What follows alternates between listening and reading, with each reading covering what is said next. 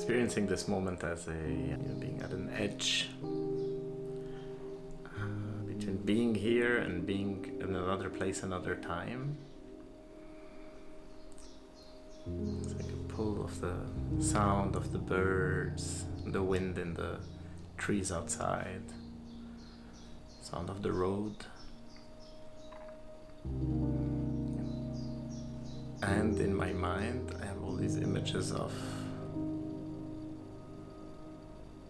other people a long time ago in Lebanon. The sense of like living these two lives. One is relived with fondness and a lot of love, and one is lived with curiosity and a bit of apprehension. I can even feel my body like teetering on the edge between those two worlds.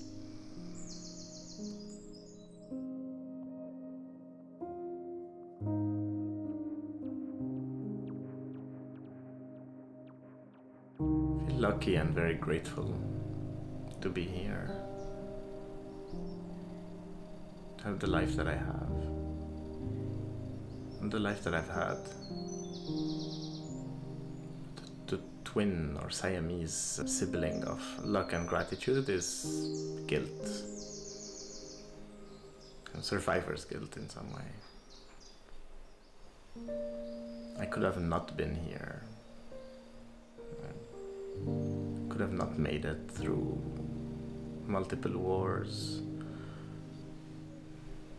Could have not made it through all, bureaucratic hoops and economic woes and missed opportunities.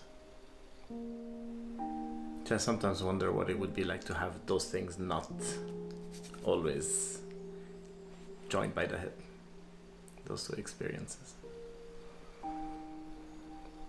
Maybe the not teetering is more groundedness, which feels so alien. I'm also thinking about borrowing groundedness. When I can't find it from myself, I borrow it. I'm lucky to have a lot of family and friends who seem to be more grounded or have found ground and that I can borrow from. I wonder what they borrow from me.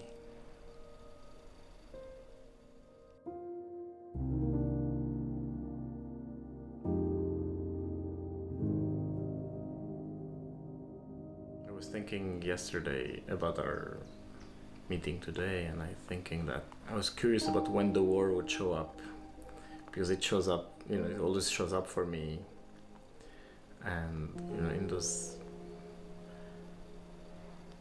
in the past few years, I've had this experience that anthropologists talk about of the familiar being strange and the strange becoming familiar, and realizing that we've always taken for granted this experience of war, being in war, being surrounded by war.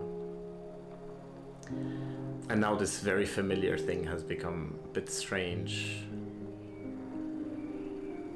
And I know it comes up all the time for me and for others. It's a little bit of a, ever-present companion. Sometimes cumbersome. And it feels somehow impertinent or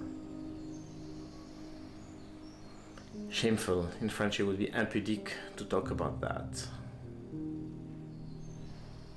Because I'm not alone. This is an experience that millions of others have been in the same wars that I grew around, but also in others.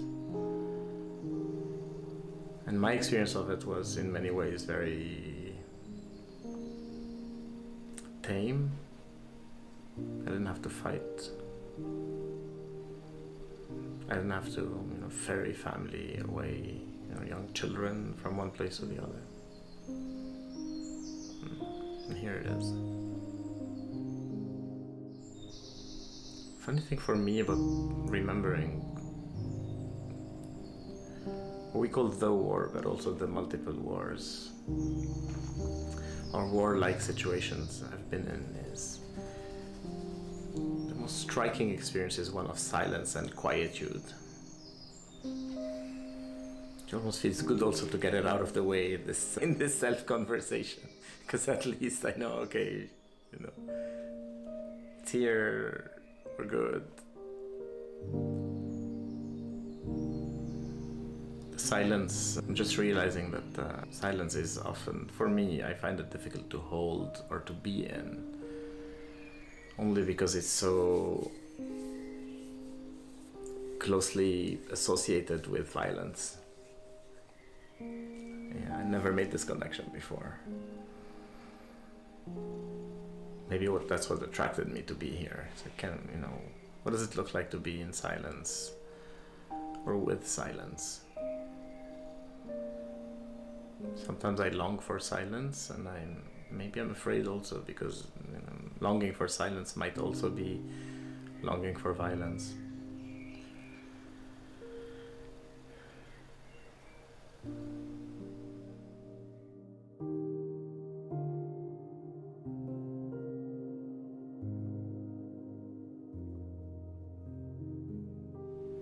When I was 12 years old, in school, every beginning of the year they would give us these notebooks, agendas with a calendar to write down our homework assignments. And every Sunday, on the page of every Sunday, there used to be a text or a poem or something. And I remember one of them that was attributed to Albert Camus that I kept. I still have it. It says that for us to be fully human, our task on earth is to do everything in our power to combat, fight violence for others, for the benefit of others, combat violence for the benefit of others. That text has been a bit of a guiding light for me. And over time, getting to know Camus a little bit better, for someone who took for granted the absurdity of life or the arbitrariness of human experiences, the call to fight for humanity as all that we've got has become more potent. I think that over time also I can start feeling the edges being broken a little bit, smoothened over. Maybe me settling a little bit or feeling okay with this idea of am I fighting for my fellow human enough? I could be doing this somewhere else rather than, coaching or holding spaces to make human experiences better or to enable personal growth and development, or being a nice husband, father, cousin, son.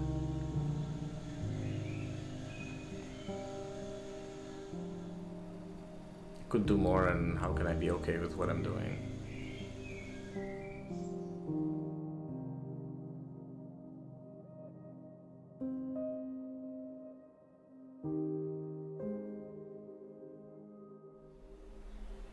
The other teetering that I see myself in is the burden of the fighting.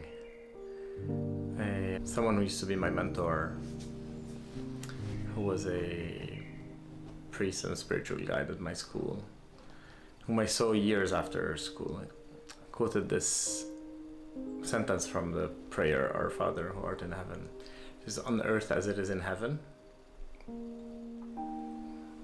And working on earth is just, the idea of heaven and the ideal of heaven is so attractive.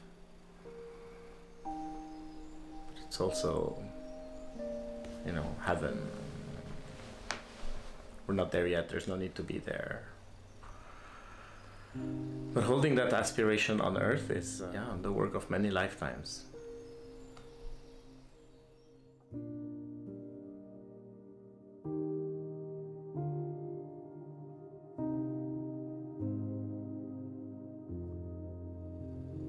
I was saying earlier that I feel gratitude it's mostly for the gift that I have found life for the most part to be exhilarating. Sometimes too exhilarating to handle. I remember just before I left Lebanon the first time, I used to study in this school that was on top of a hill. And the class I used to sit in has these wide windows. And outside the window you could see the Mediterranean and ships coming to dock into the port. And there was the blue sky, the dark blue of the sea, and it was an area where you could see a lot of green still on the hills. Like a bright yellow sun. And all I wanted was to bottle this up and then keep it in. And that is exhilarating. I feel the exhilaration even now, 20 years later. My work is in coaching and facilitation, and I remember, but also still live. There are always these moments of intense and deep connection. I don't even know what intense and deep mean, but there's a feeling and an experience of relationship that feels special. Just feels infinite. And I visited a few friends in California, and I remember, sitting with them on a bench in a park in San Francisco. And I felt infinite. Having a loud meal with visitors and parents and cousins and in-laws. This is exhilarating. There's always a space for exhilaration. I'm also seeing popping in my head those other words, which is exaltation or exhaustion, which are probably close relatives.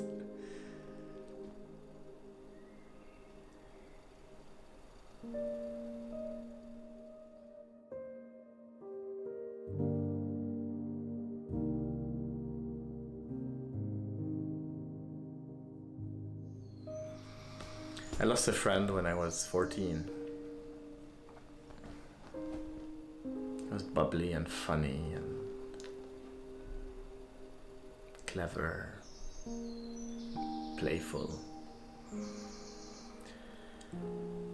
And just, in the month before he died, he and I had some kind of a falling out. And then a few weeks before he died, we had a rekindling of our friendship. And I'm so, I'm still inspired by him and his big laugh and big smile. His really boisterous laugh.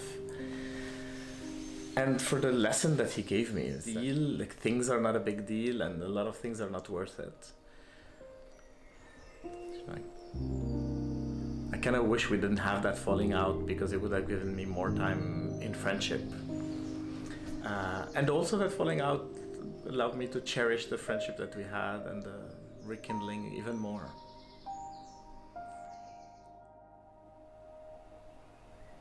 There's a place where all these things come together also. Realize that my work in facilitating groups and organizations and individual development has a lot to do with